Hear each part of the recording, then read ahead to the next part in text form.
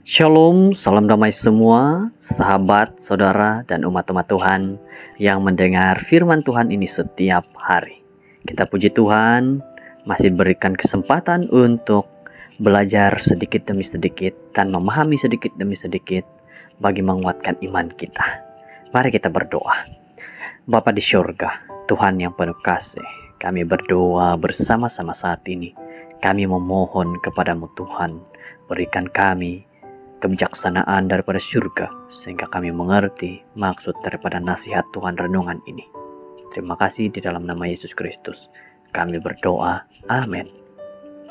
Judul firman Tuhan pada hari ini adalah menasihati, menggalakkan, dan menyeru. Ayat renungan di dalam 1 Tesalonika 2 ayat 11. Kamu tahu betapa kamu menasihati, menggalakkan, dan menyeru kamu seperti bapa terhadap anak-anaknya.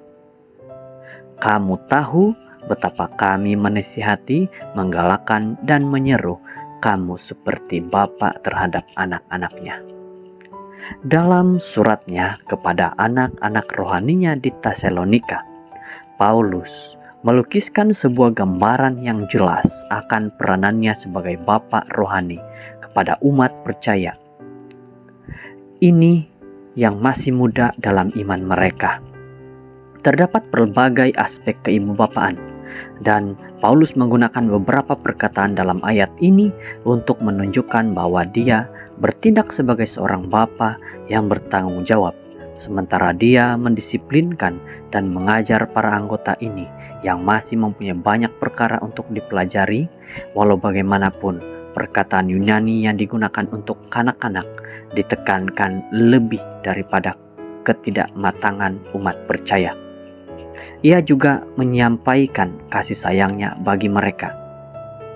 3 perkataan yang Paulus gunakan untuk menunjukkan kasih kebapaannya bagi anak-anak rohaninya ialah menasihati, menggalakkan, dan menyeru. Setiap perkataan ini menerangkan satu aspek keibubapaan yang berbeza. Mari kita lihat setiap satunya.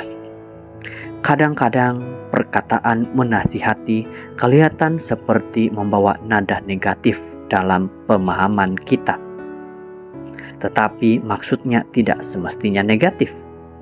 Apabila kita menasihati anak-anak kita, kita mempengaruhi mereka, mengarahkan mereka, dan menasihati mereka dengan nasihat kita. Itu adalah suatu penerangan yang baik akan peranan yang Paulus pegang di kalangan jemaat awal. Apabila kita menggalakkan anak-anak kita, kita menggesakan usaha mereka yang terbaik, dan di mana kekurangan mereka, kita meyakinkan mereka bahwa dengan amalan yang berterusan, mereka berakhirnya akan mempelajari kemahiran, tingkah laku, atau mencapai matlamat yang mereka usahakan.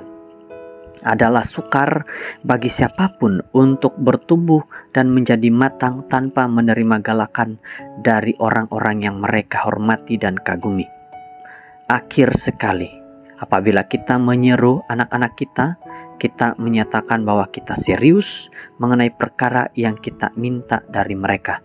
Kita tidak membuat permintaan casual atau bertanya apakah ini adalah suatu yang mereka rasa mahu buat atau tidak. Menyeru boleh juga bermaksud berdoa memohon sesuatu.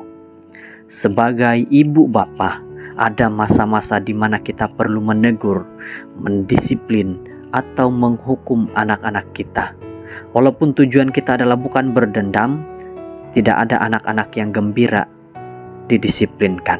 Itulah sebabnya sangat penting untuk menggunakan tiga aspek ini dalam mendisiplinkan anak-anak kita. Walaupun mereka perlu dibetulkan, mereka juga perlu diyakinkan bahwa mereka adalah sangat dikasihi. Dengan lemah lembut, betulkan mereka apabila mereka berbuat salah. Hiburkan mereka sementara mereka coba memahami proses itu, dan minta mereka untuk berbuat lebih baik lain kali.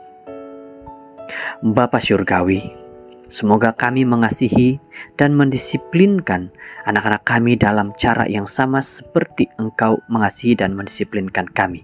Dan peliharalah kami untuk tetap konsisten dan baik hati, menasihati, menggalak, dan menyeru. Mari kita lakukan ini dengan cara yang benar dan bukan cara yang salah terhadap anak-anak keluarga kita. Semoga Tuhan memberkati. Kita berdoa. Kami berdoa pada saat ini Tuhan, Engkau berkati kami dan Engkau lindungi kami, jagai kami dan pimpin kami menjadi seorang orang tua yang baik untuk keluarga dan anak-anak. Terima kasih, inilah doa kami di dalam nama Yesus Kristus. Amin.